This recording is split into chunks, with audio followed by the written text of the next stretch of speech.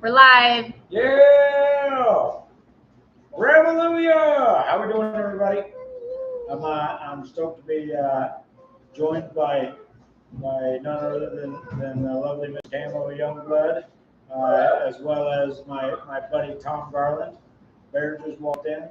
Walter looks like he's walking out, honestly. But anyways, how do you do? This is Revolujah Communion. Something I've been talking about wanting to do for 15 years, just about. Where it's not really, we're not trying to organize a religion as much as we are. There you go, Tom. Don't leave it. It's illegal to leave a man hanging. But it's not organized religion. We're after as much as an opportunity to relate, an opportunity to grow together. So with that being said, what we're going to be talking about today is really kind of shifts that are inevitable naturally. The world, the universe, source, God, however you see it, it tends to have an effect to move the plot along without us sometimes. That being said, it seems like, and something Tom's going to be sharing with us is that there's opportunity here for the when the plot is moving along to use that as an opportunity to shift into who you are showing up as in the world, and specifically how that can wind up reflecting on your community around you, which is beautiful. How do you do on banjo like the dog Youngblood? For those that probably don't know, my purpose in life is to cultivate uninhibited living and then answer the call to play. And this is ideally an opportunity to do that. So we'll go through some things that we can all relate to, like this song I'm about to play for you to open it up, as well as exercises maybe we can utilize in our own home for the sake of grounding, and then maybe a growth that we can all come together, objectively and say, okay, I am a part of this, and I can use this as an opportunity to level up myself. With that being said, our opening song we always open up with is "99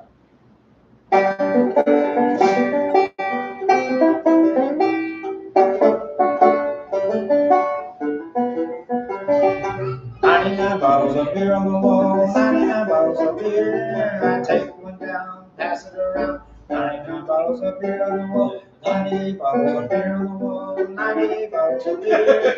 I take one down, pass it around. 98 bottles of beer on the wall." Skip a few. One bottle of beer on the wall. No, I'm just kidding. Anyways, this is the song that never ends. Yeah, that's it. 1 hour later, wow, that was communion. Thanks everybody for showing up. I'm good. I only eat cake on birthdays. It's communion. Oh, right, yeah. Right, in that case. Spiked though. Right. I'm not going to tell you what. It's going to be a surprise. It's definitely gluten free. But with that being said, here's a little ragtime tune I wrote a few years ago, and you can just imagine with this tune that the sun is just reaching the window, shining on your sweetheart's face as they open their eyes and you open yours. There you are, first thing in the morning, staring in each other's eyes. This is what's going through your head. You're singing. What are you still doing here? I thought I told you out last night. We're having this conversation again. I'm just kidding. Have you been told today how you and love you all? I can't show you how much I appreciate it. You and I, if you were a pure gratitude, will show you just how much I love you.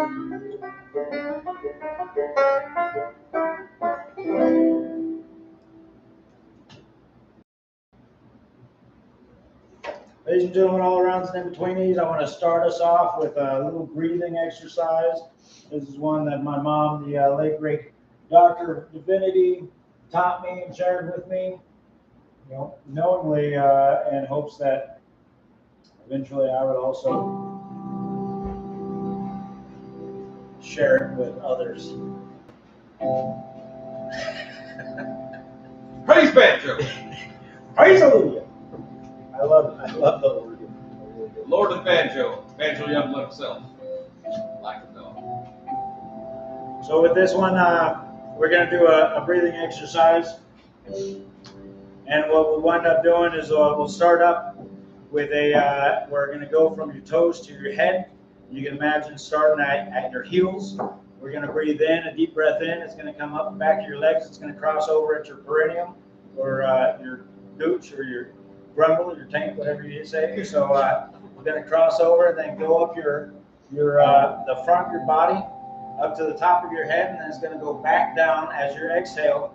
It's going to go back down your back, and then it's going to cross over your perineum and then go back down to your toes.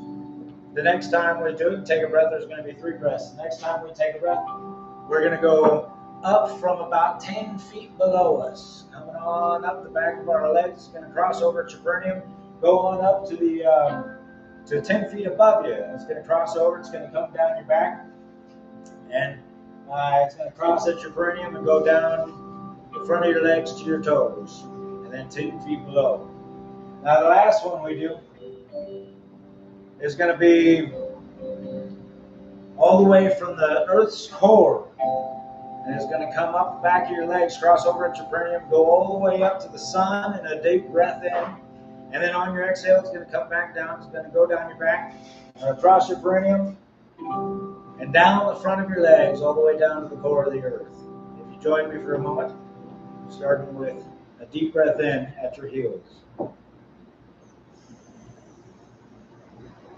Across the perineum, up, all the way to your head, back down your back, across your perineum, and down the front of your legs to your toes.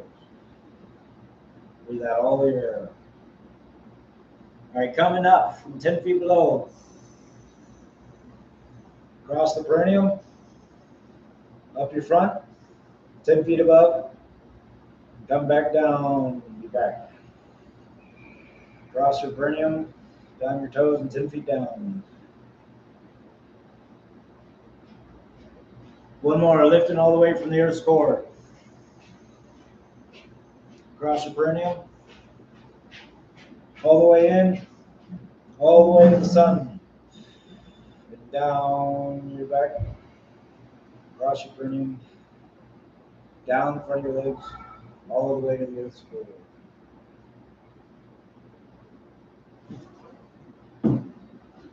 I like to start these out with a little invocation, just in the notion that when you start looking for something, you'll see that it's all around, it's present for you. And so this is a great opportunity for you to join me in any invocations of your own. Naturally, I'm not here to tell you that there's one way naturally here. I'm not here to tell you that there's any way at all, but it is an invitation that if something I say aligns with you, take it in. If something I say doesn't align with you, don't take it on. And if there's something that I'm not saying that comes up for you should be included, put it in your own practices.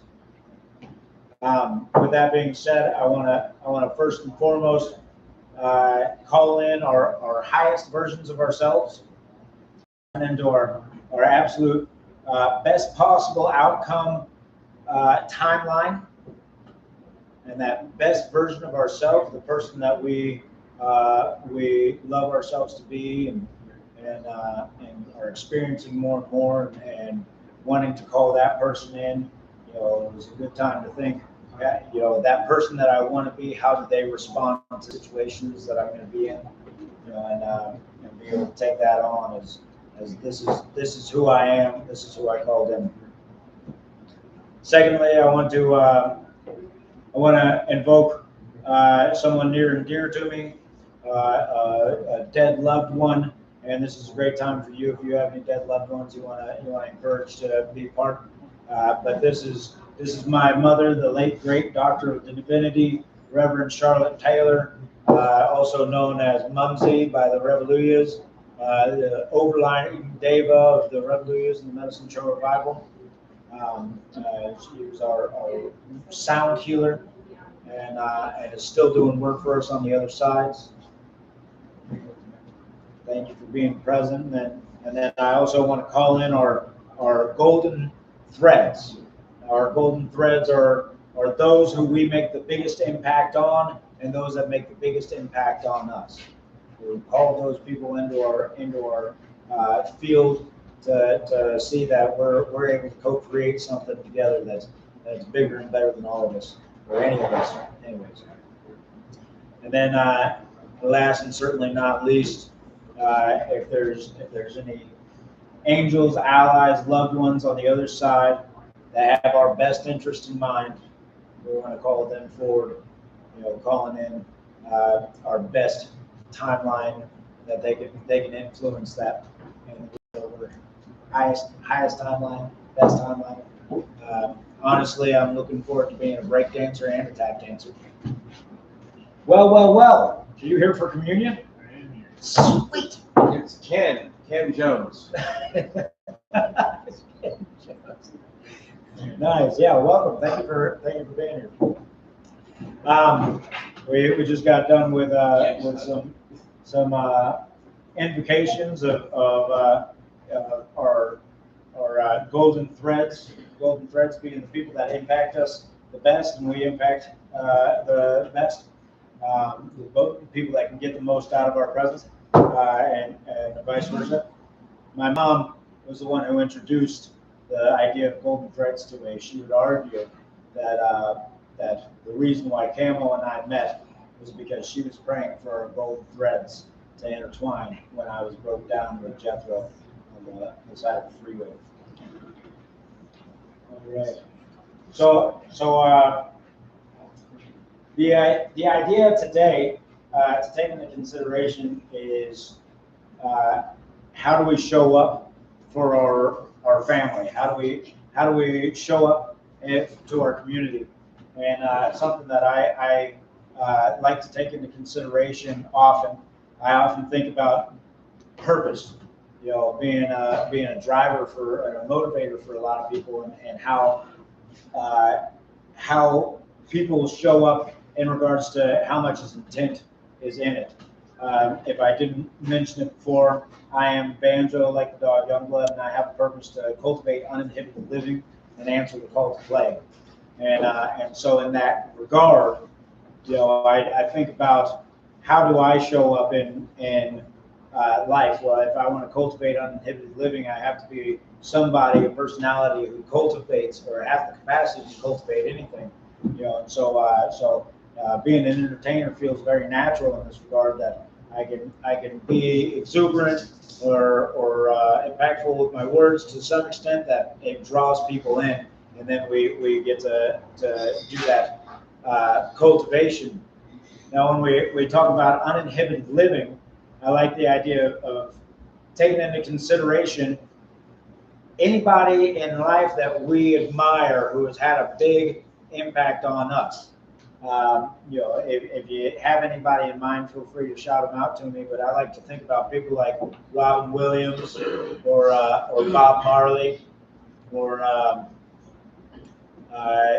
you mentioned one earlier, Tom. Amaji, the hugging saint. And what I think about when I think about these people who have impacted so many people on such a grand scale, something I first take into consideration is what was their access to impact? What was their access to really making a difference? And I like to think that at the very beginning of anything that they were doing, they first and foremost took into consideration what was entertaining them. Steve Martin, he was a banjo player. He was not a comedian, but he wanted time on stage.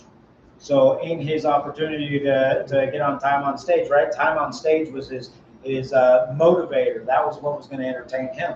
And so he found stages, and he started going to comedy stages, comedy open mics, because those comedy open mics had shorter lines, so more playing time. And when he got up there, they said, "You better be funny." And so he grabbed a nearest prop box, started going through the prop box, and everything that he did was off the cuff, and he was completely entertaining himself. And now we look at him today, and he's impacted thousands of lives. You notice how all of his movies or his comedy acts tend to have some sort of moral. You know, as people resonate with it, right? You know, so what I'm getting at while I'm rambling is really the idea that we have a capacity for impact, and the access is through doing what we love. The access through really starts with entertaining yourself and resonating with, or finding where you resonate with. This feels good. This feels good. This feels like something I want to continue doing, or make accessible to other people. With that being said, I've got an original tune. I don't play this one too often. I'm gonna play this tune for you, and then I'd like to tell you a little bit of a story before handing it over to Tom. If I didn't mention, we've got two collaborators that I reached out to before communion, actually yesterday. And one of them is a channeler and a psychic down in San Diego, who's going to be here for the Medicine Show Revival, Miss Hana Joy. And then the other one is a buddy of mine here, Mr. Tom Garland, somebody who's come and spoke for our Med Talks before. And seldom do I have an experience with you, Tom, that isn't impactful for me, isn't not only informative but influential for me.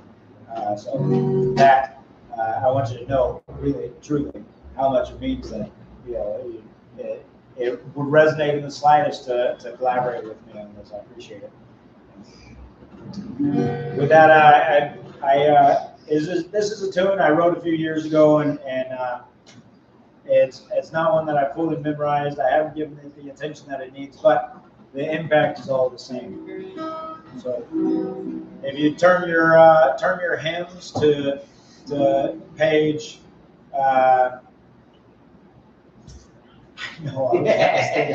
turn your page to your hymns to page 69.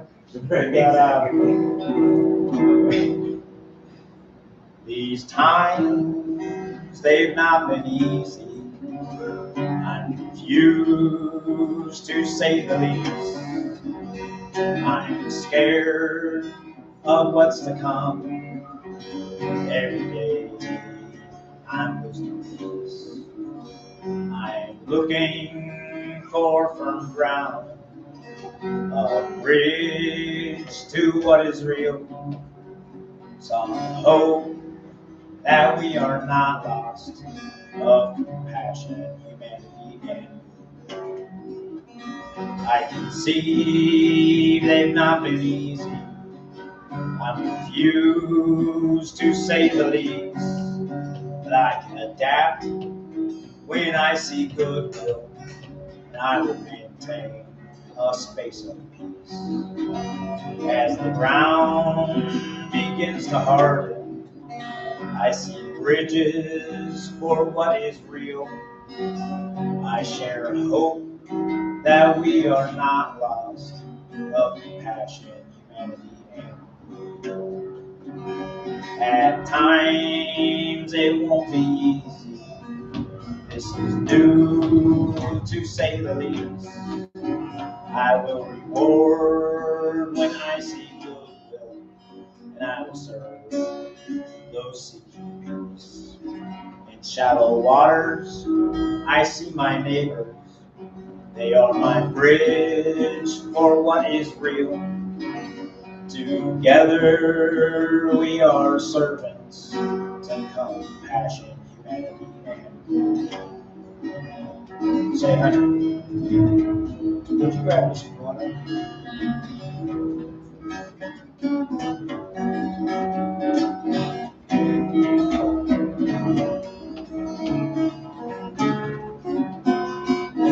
Last one says, all is well. I know you see me. I'm not confused, to say the least. I both appreciate and give goodwill, and I hold this space of peace. I hold firm ground to those in need. I maintain the bridge to what's real. Together we are servants to compassion, humanity, and good. Together we have peace. Together we have peace.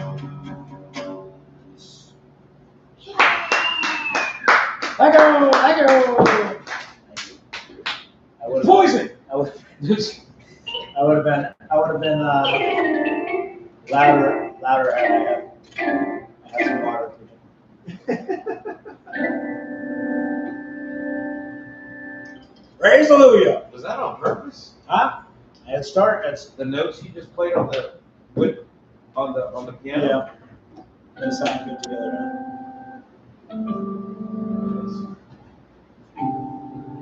You might even touch it.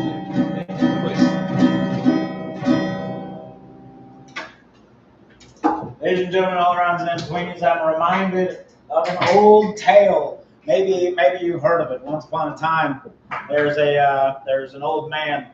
He's got a neighbor. He's got a son. He's got horses. This, that, and the other. And you could nod at me if you know this one. But he says he's got a horse, and the horse runs away, and the neighbor goes, "Oh man, that's bad luck." And he says, "Oh yeah, is it?" And then the next day, the horse comes back with a bunch of stray horses, wild horses. And the wild horses come back. He's got now a bunch of horses, and the neighbor goes, "Oh, that's good luck." And he says, "Oh, yes, is it?" And then what we find is that from after next we find that there's the government around them is starting to collapse, and the neighbor goes, "Oh, that's bad news." The man says, "Is it?" And then what we see is that more local governments are starting to become more active and doing more things for the people. And people are starting to rally themselves and take their power back. And the neighbor says, "Well, that's fantastic." And the old man says, "Now, is it?" And due to radical alliances being formed within those smaller communities that are really swept up in the momentum of regaining their power, what they find is that he's pushed out of his home, and they've taken over his home for convenience of their purpose, and so the neighbor goes, "Oh, well, that's too bad." And the old man says, "Is it?"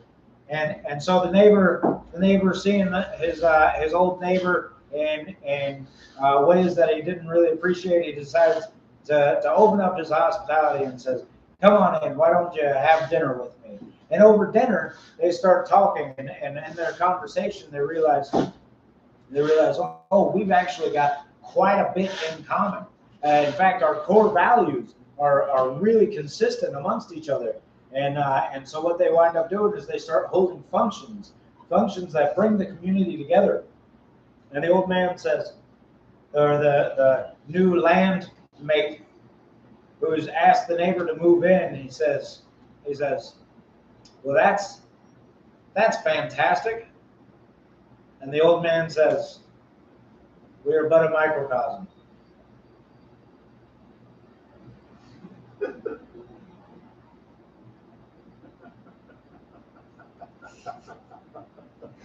With that, ladies and gentlemen, all around and in between, I want to invite my good buddy and astrologer Tom Garland up here. Are you available? I think so. Okay, sweet. Who was also today informed me that he is he was at least one point reverend in his own right, probably through Universal Life Church. through the University of Metaphysics. The University of Metaphysics? Damn, that's a lot more official sounding than Sorry, mine. that's the word. Yeah, come on up. Okay, yeah.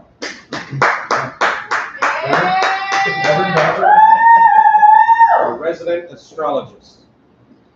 Hello, everyone. So my name is Tom Garland, and I am a metaphysical advisor, an astrologer.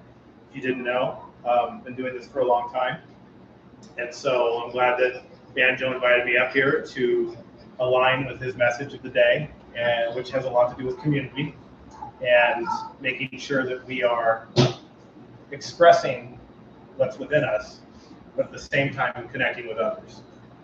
And so the reason I like to use astrology is because it does connect us with the greater reality that we are around. And it is something that has been slowly disconnecting us from ourselves for a very long time, with isolation, with social media, with living in homes and concrete jungles, and just this disconnection from the greater nature and reality around us.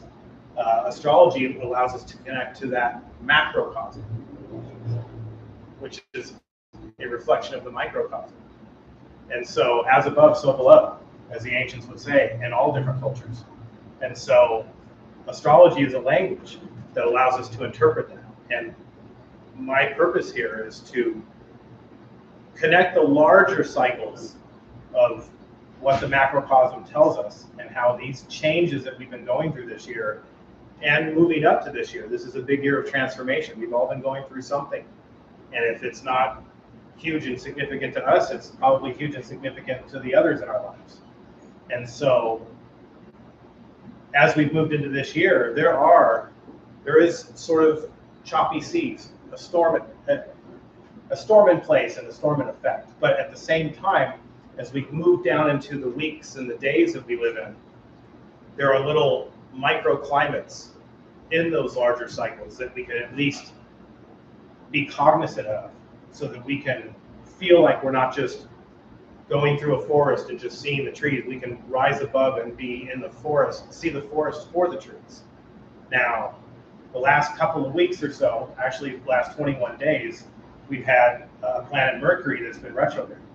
And Mercury represents how we communicate, how we connect, how we go out and try things. And when it's retrograde, a lot of that gets a little fragmented, disrupted, harder to communicate, so it can cause some confusion. Now, at the same time, the sun has been in an area of the sky, Cancer, where there's been this internalizing nourishment that we've been trying to do at the same time. And over this last week, both of those have shifted. And so we have the sun going into Leo, which is its own sign. It's a sign of the heart. It's a sign of coming out in our self-expression and our creativity. And when Mercury went direct on Thursday, that's a shifting of that inward-facing, not knowing how to communicate out what we need and what we want to do, has now pushed and projected outwards, which allows us to kind of come out and do the things that we've done in these past few weeks for you. Now, what's great is today, just a couple hours ago in the sermon that happened earlier, the slow-moving planet Saturn has turned retrograde. Just today, just a couple hours ago. And what that means, Saturn is a planet that shows us reality. And it's been in Aries since February. And so Aries is about something of initiative. Let's start something new. It's about autonomy. It's about what can I do? And that's been helping us get serious about that since the beginning of this year. And when it goes retrograde, that sense of reality, that sense of what do I need to do to discipline myself, get serious, and structure what I'm going to do with myself, and get rid of the things that get in the way of that. The effort at this point now goes back to an internal review. That's what retrograde is. It's this, okay, it's not about now, well, what am I going to build? We've already been in that energy. It's now, is what I'm building, is it solid? Is it going to survive? And so it's going to be retrograde for the next 5 months until December. So this gives us some time here to realize Are the things that I'm setting up, are the things that I'm creating structure around, are those the right things for my autonomy, for my initiative? Okay? And so, on top of all that, we have the nodes, the shadows of the moon, shifting after 18 months from being in a certain place in the sky into Leo and Aquarius. And of course, Leo is about our dharma, our nature, our truth in a certain way. And Aquarius, funny enough, the opposite sign, is about the collective, the community, our social circles, our tribes. And so the North Node is always about where we're evolving towards, and that is Aquarius. We're evolving towards new types of communities, new types of collections of people. And the South Node being in Leo is usually a place that we're releasing and dissolving energy. And so that doesn't mean that we're necessarily trying to get rid of who we are in this shift that will be for the next 18 months.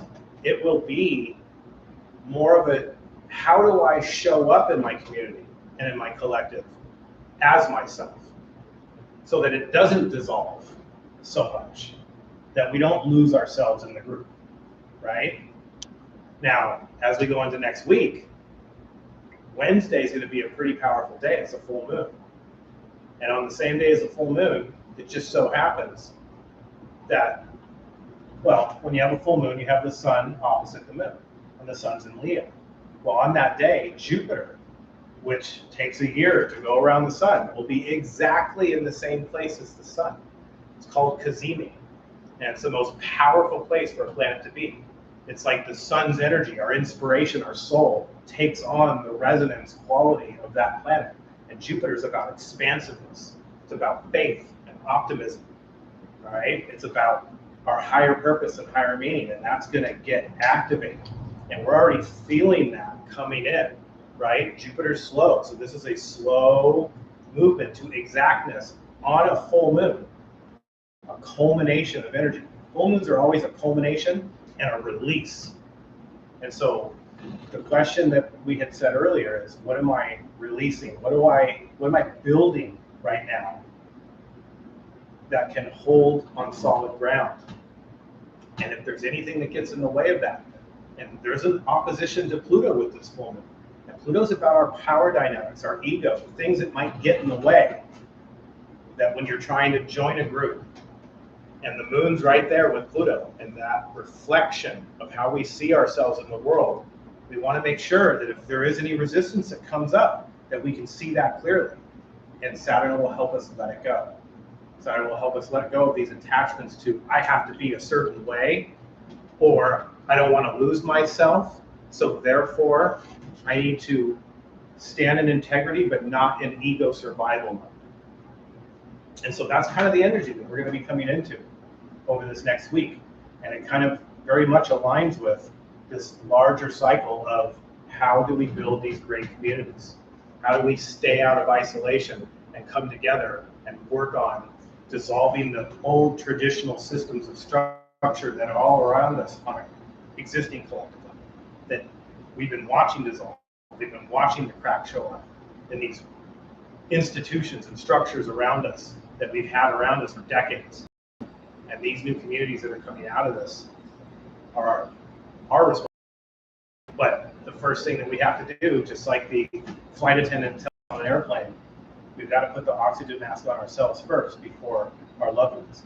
We have to be centered. We have to be grounded first and in balance before we can go into our community and bring that balance forward and action and in presence rather than coming in off balance. So with that, I'm going to hand it back over to Banjo. Yeah. All right.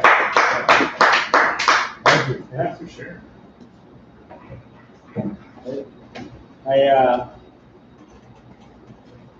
It's awesome to have you. Thank you very much.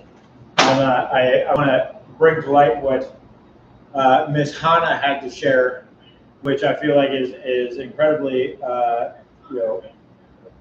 incredibly aligned with, and I love the idea of ethereal approach as well as a systematic, scientific approach. But what Hana had to share was that our we're going through moments of growth in our own lives right now. That she said that there's not enough room on the train for your baggage. So don't hold on to your baggage or you won't be able to lift off. And if you are more committed to your baggage than the growth, these moments of growth are our access to a higher timeline, is what she said. And if we're more committed to baggage than moving on or growing with these moments, that we will put ourselves back in the same loop. So this is our opportunity. These moments of discomfort and these moments of growth are our opportunity to lift into a higher dimension, a higher level of ourselves. And if we can't grow with this, we're looking at a repetition of what's been holding ourselves back. With that, what I meant to pull out last time and I didn't this time, or that I'm going to this time, is a prayer, a blessing that I give myself in moments of struggle that I want to share with y'all. Is simply, may these lessons come easily. May I handle these challenges with grace. Just and that goes for everybody out there. It's not promised that this is going to be easy. And I love the idea of the universe moving the plot along. It's not guaranteed that any of this is going to be easy, but if you can handle it with grace, and I also love the idea of looking at it objectively, looking at it from a step back. I'll be transparent and open.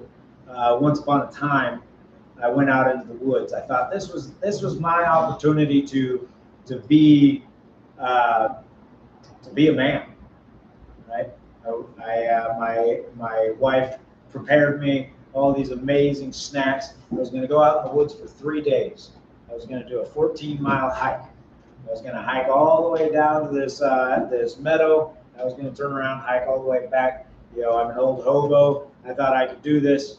What I found is that my body wasn't what it was when I was in my 20s and hoboing around.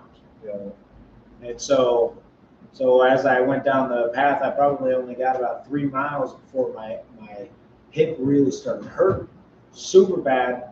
I had to ditch all my stuff, and I only walked a little bit further before I was like, this is too much pain. I have to go back. Meanwhile, she was already gone. She had dropped me off. She made the drop, and she left.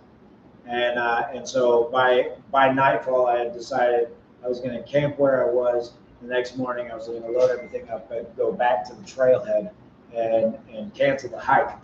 But what I found was that growing up in the inner city, I was never really comfortable.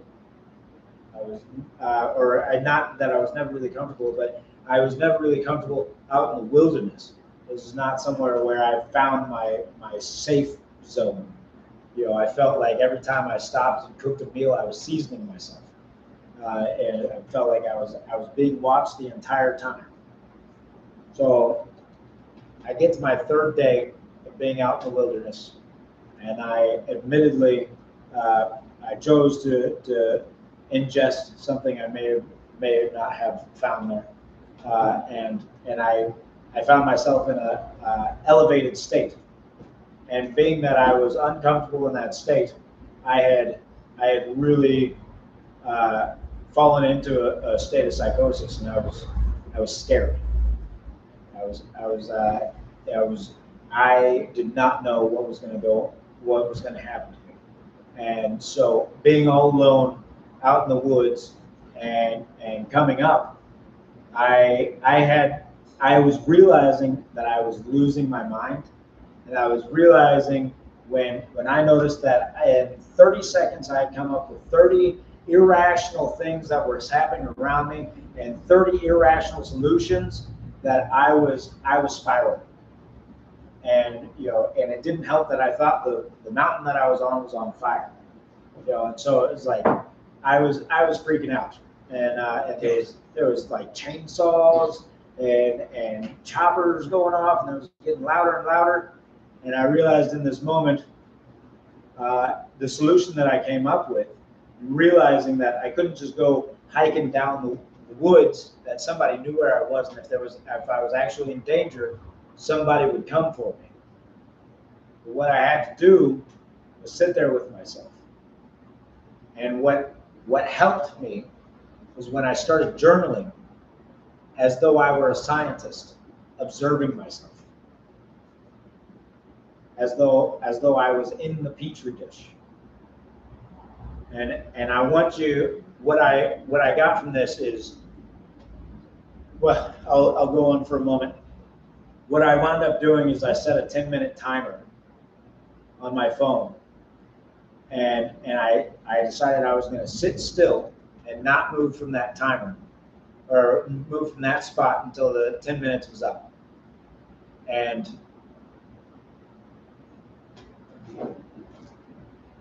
I'm just wondering how far into detail I want to take it, but Do it. Send it. So here I am. I'm about to press start on my timer, and what I see is a slug on my boot. And then as I see this slug on my boot, I see that it's trailing off. And I'm thinking to myself, this is the biggest slug I've ever seen. And then as I get a closer look at this slug, it's got red and yellow stripes. And I freak out and I kick my boot. And I realize that what I had been looking at the entire time was pine needles. And I think to myself, this is going to be an intense 10 minutes. And so I wind up pressing start on this 10 minutes, and I'm having a simple conversation with myself, talking myself through what I'm supposed to be doing. And then I hear another voice in my head, and while I'm saying, all I need to do is sit still for 10 minutes. And I hear another voice in my head, and it's my voice. And it says, well, what if I don't? And I'm now present with a very clear duality of me, my intentions confronting my impulse, which tends to be, how would you say, a saboteur. And that was a very difficult moment for me. And what really got me through that, and you can see it in my journal, when it goes from talking about how, oh, I was whittling today and there was a cute chipmunk and he liked my banjo, he was screaming at me, he was very cute, to the very next page where it says, I'm losing my mind, I'm on a threshold dose, and I'm going to start a timer. The objective is to stay, like, I became very scientific about it.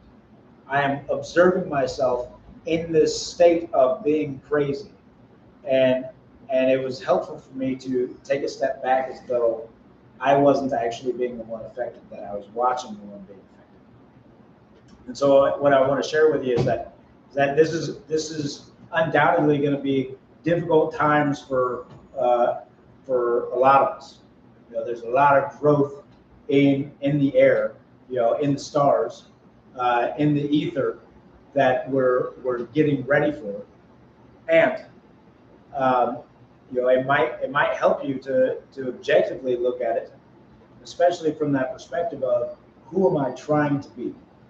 How do I want to show up in this situation?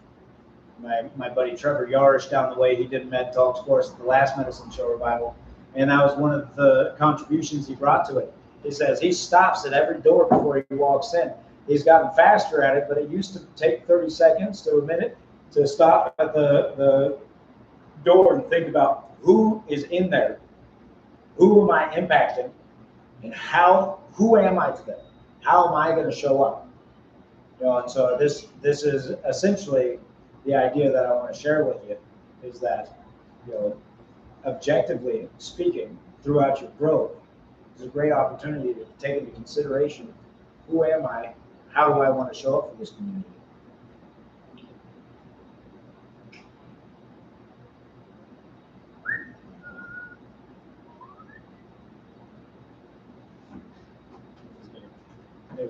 Does anybody have a thought contribution? Something that's coming up for them? Good. Good.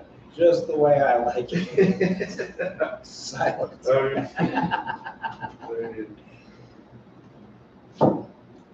Anyways, just take a moment and breathe for a second. I don't know if there's anything else. Maybe I shared it all. You haven't shared enough. You think so? No. What are your thoughts on that? I have no thoughts on it. I'm just observing. I like how you talk about the being able to step outside of yourself in awareness. Because that's the way you have to do it. You have to pause. Right. You have to not go down a road of spiraling, no matter what state you're in, and be able to see yourself from outside of yourself, and be that witness, right? The dweller on the threshold, right? To where then you can recognize and be able to see where your limits are and where the growth needs to happen, but as a detached, in a detached space, right? So that you can let these things go, shed the burdens that are weighing heavy on you, on your journey to build whatever you're building, and growing through whatever you're growing. Yeah. You had mentioned it earlier, the idea of not getting too swept up in whatever it is. You might miss the big picture. Yeah. And this is something that we have to put into practice when we're talking to Jethro. We give a simple direction. Why, he says, go to the fridge. He goes, he's wrapped up in it. He goes, where's the fridge? The fridge, the fridge in the kitchen. He's like, oh, okay, the fridge in the kitchen. He's like, go to the fridge in the kitchen and grab the sour cream. He's like, where's the sour cream? He's like, go in the fridge and find the sour cream. He says, well, wait, what does it look like? It's a tub. Well, what's the color of the tub?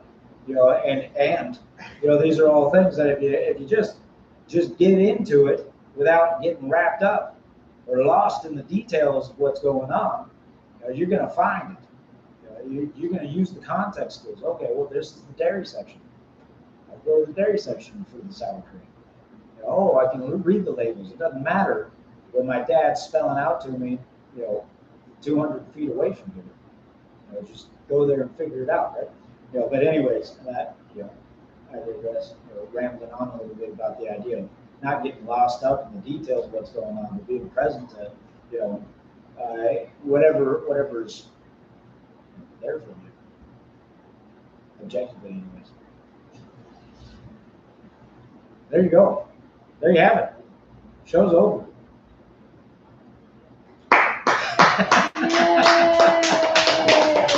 Yay! It doesn't have to be, as long as there's something to share.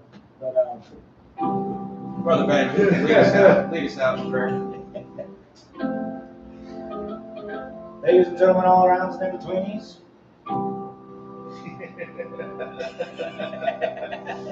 This is with Robin Hood cartoon Disney one. Just over in the church. Yeah, whatever your path be, and when you move away from here, just don't get swept up in the details of it. Just, hopefully you'll find your way and be able to accept whatever growth is coming your way. Though it's a challenge, it is your access to your biggest impact, to your biggest growth. Don't hold on to the way things were. It's okay. Growth isn't supposed to be comfortable. Embrace the suck. Embrace the suck. Banjo Goggins. Friar Banjo Goggins. All right. I'll close it out with a song. Thank you for your contribution. Yeah, does anybody have any community Gossip. community announcements before we close out?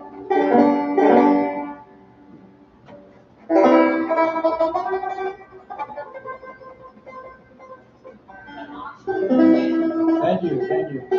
Ladies and gentlemen all around and in betweens, on Wednesday evening at 7:30, we'll be going live with an auction. If anybody out there has anything that you'd like to contribute to our fundraiser for $25,000, it's we almost anything is welcome. We'll be going live to auction it off. So if we got any contributors out there, anybody that wants to support, as a fun way to get into the pot. If anybody's got any warm introductions to angel investors or entrepreneurs, we are, this is the Revolujah communion, but the Revoluias was the foundation, the founders, the starters of the Medicine Show Revival. The Medicine Show Revival is a local nonprofit. Our mission statement is empower, educate, and entertain. And our purpose is to unite a seemingly fragmented nation with a laugh. We're getting ready for our flagship event. Is a 9-day celebration for community resilience. We're talking about educational workshops and activities during the day, entertainment in the evening, broken up by a community meal, a motivational speaker, and a live band. This is 9 days, approximately 9 days of this. We go through the levels of the chakras, as well as the levels of the Maslow's hierarchy of needs each day in reference to a theme, starting with suicide awareness and mental health, and ending on a note of purity and self-actualization, purpose at the Riverside Park over here. That being said, that is in part why we're raising funds, $25,000. $8,000 of that is going to much needed Youngblood level ups, doors on our car, insoles in our shoes, as well as maybe a dry clean jacket so I don't show up to you like a bum. But in addition to that, $17,000 of that is going to putting on a damn good show, putting on a Medicine Show Revival. So, and that's August 15th to the 23rd, downtown Grants Pass. Very exciting about that. Anybody else got anything? See us at the Saturday market with True Juice. Thank you very much to True Juice for hosting us. All right.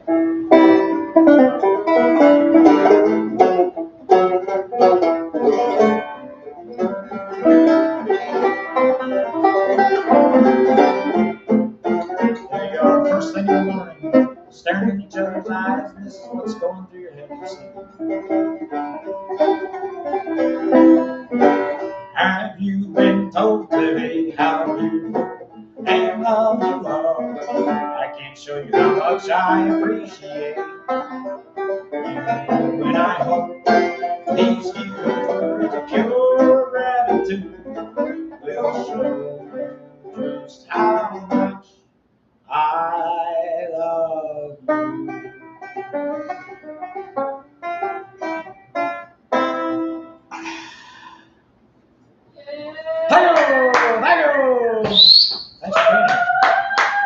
Thanks for being here. Yeah. Next week we'll probably have some melons. You say melons? Yeah. I'm Yeah, thinking we're gonna- cantaloupe. Oh, okay. You got to be specific. Yeah, Chris is talking about bringing waffles. Then it'll be really communion. Yeah, audience of 5 today. Let's see what we got next weekend. Right? Yeah, come on out to True Juice. You're going to be 11 a.m. and 1 p.m. on Sundays. Oh, yeah, men's group is gonna be hosted on a boat. All right. Yeah, Tuesday. yeah. Men's group on Tuesday, 6 p.m.